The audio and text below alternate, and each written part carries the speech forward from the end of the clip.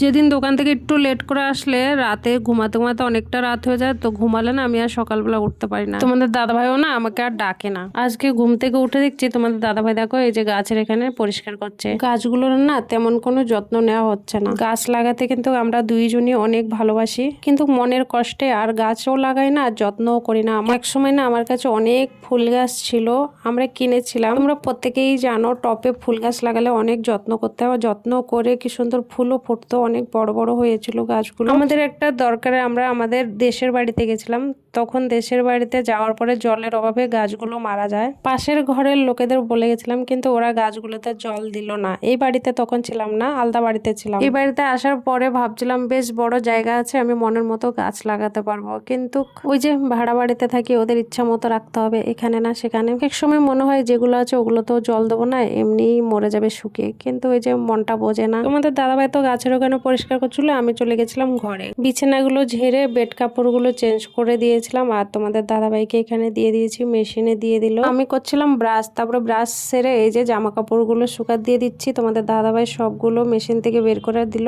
তারপরে দুজনে মিশে সবগুলো জামা কাপড় শুকা দিয়ে দিলাম। ঘরে এসে এই যে চা করে নিলাম, তার সাথে নিলাম বন, আর বাবুদের দিলাম ওটস।